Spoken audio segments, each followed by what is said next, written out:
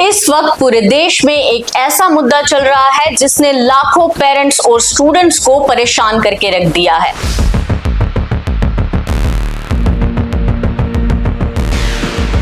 CBSE results आने के बाद जो हुआ वो शायद भारत के शिक्षा इतिहास में पहली बार देखने को मिला है, क्योंकि इस बार सीबीएसई के हर चौथे छात्र ने अपनी आंसर शीट की स्कैन कॉपी मांग ली है।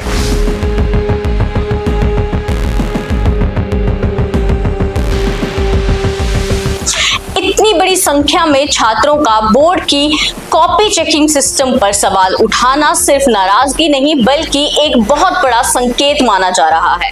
अब सवाल उठ रहा है कि क्या सीबीएसई की डिजिटल मार्किंग सिस्टम में कोई गड़बड़ी हुई है?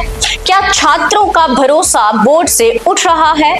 और सबसे बड़ा सवाल कि क्या आगे जाकर 12वीं की परीक्षा दोबारा करने की नौबत आ सकती है? दरअसल इस साल सीबीएसई ने 10वीं और 12वीं की करीब 98,60,000 आंसर शीट्स का इवैल्यूएशन किया। ये पूरा इवैल्यूएशन डिजिटल सिस्टम यानी कि ऑन स्क्रीन मार्किंग OSM के जरिए हुआ। OSM सिस्टम में एग्जामिनर को छात्र की कॉपी स्क्रीन पर आ जाती है और वहीं पे उन्हें उसे मार्किंग करनी पड़ती है। सीबीएसई का दावा है कि इससे ट्रांसपेरेंसी बढ़ती है, लेकिन इस बार उसी सिस्टम पर सबसे ज्यादा सवाल उठ रहे हैं। आंकड़े चौंकाने वाले हैं।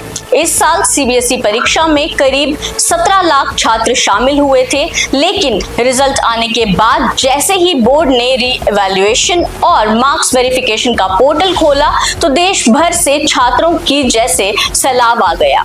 देश भर के छात्रों ने महज 3 घंटे के अंदर 1,26,000 से ज्यादा आवेदन दे दिए। हालात ऐसे हो गए कि सीबीएसई की वेबसाइट तक बैठ गई। सर्वर लोड इतना ज्यादा हो गया था कि बोर्ड को लाइव डेटा अपडेट करना बंद करना पड़ा। अब तक तो 4 लाख से ज्यादा छात्रों ने 11 लाख आंसर शीट्स की स्कैन कॉपी और मार्क्स वेरिफिकेशन के लिए आवेदन किया है, यानी कुल एग्जामिनीज का करीब 23%। सीधे शब्दों में कहा जाए तो हर चौथा छात्र अपने नंबरों से संतुष्ट नहीं है और यही सब अलार्मिंग है, क्योंकि आमतौर पर रीचेकिंग के लिए कुछ हजार आवेदन आते हैं, लेकिन इस बार मामला लाखों तक पहुंच चुका है। सबसे दिलचस्प बात यह है कि शिकायत सिर्फ कम नंबर आने पर ही नहीं की जा रही है।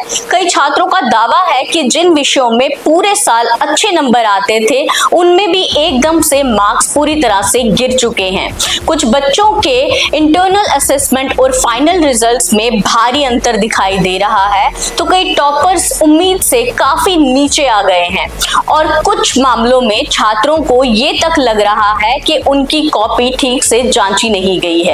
अब सवाल ये उठ रहा है कि आखिर ऐसा क्यों? एक्सपर्ट्स का माना जाए तो डिजिटल असेसमेंट यानी कि OSM सिस्टम में कोई प्रैक्टिकल समस्या जरूर आई है। जैसे स्क्रीन पर लगातार कॉपी चेक करते हुए एग्जामिनर को फटीग फील हो सकती है, जल्दबाजी में मार्किंग हो सकती है और सब्जेक्टिव आंसर्स की गलती भी हो सकती है।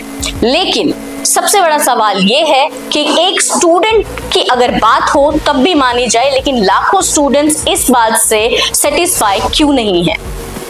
हालांकि सीबीएसई ने अब तक किसी बड़ी गलती को स्वीकार नहीं किया है। बोर्ड का कहना है कि प्रतिक्रिया पूरी तरह से सुरक्षित और स्टैंडर्डाइज थी, लेकिन जब लाखों छात्र एक ही सवाल उठाएं तो मामला सिर्फ इंडिविजुअल डिससेटिस्फैक्शन का नहीं रह जाता। अब सोशल मीडिया पर भी चर्चा तेज हो गई है। कुछ लोग कह रहे हैं कि शिक्षा व्यवस्था जरूरत से ज्यादा डिजिटल डिपेंडेंट होती जा रही है, जहां इंसान समझ और एकेडमिक जजमेंट से पीछे छूट रहा है। अब सोशल मीडिया पर चर्चा तेज हो गई है। कुछ लोग कह रहे हैं कि शिक्षा व्यवस्था जरूरत से ज्यादा डिजिटल डिपेंडेंट हो गई है, जहां इंसान की समझ और एकेडमिक जजमेंट छूट रही है। वहीं कुछ एक्सपर्ट्स ये भी मान रहे हैं कि कोविड के बाद इवैल्यूएशन पैटर्न और चेकिंग स्टैंडर्ड्स में लगातार बदलाव से छात्रों का कॉन्फिडेंस कहीं ना कहीं गिर रहा है। फिलहाल 12वीं की परीक्षा दोबारा कराने जैसी कोई आधिकारिक मांग नहीं उठी है, लेकिन शिक्षा जगत में इसकी फुसफुसाहट जरूर शुरू हो चुकी है और अगर आने वाले समय में री इवैल्यूएशन के लिए संख्या बढ़ती गई तो हो सकता है कि 10वीं और 12वीं की परीक्षा दोबारा से की जाए, क्योंकि मामला सिर्फ नंबरों तक नहीं है, ये लाखों छात्रों के भविष्य, कॉलेज एडमिशंस और स्कॉलरशिप्स और करियर पे जुड़ा है। अब देखना होगा कि क्या सीबीएसई इस बढ़ते अविश्वास को दूर कर पाएगा, क्या ओएसएम सिस्टम में बदलाव होंगे और सबसे अहम, क्या छात्र फिर से सीबीएसई पर भरोसा कर पाएंगे। फिलहाल तो इस खबर में इतना ही। इस खबर को लेकर आपका क्या कुछ कहना है, हमें कमेंट सेक्शन में कमेंट करके जरूर बताएं। बाकी तमाम खबरों के लिए देखते रहें न्यूज़रूम 24 आवाज।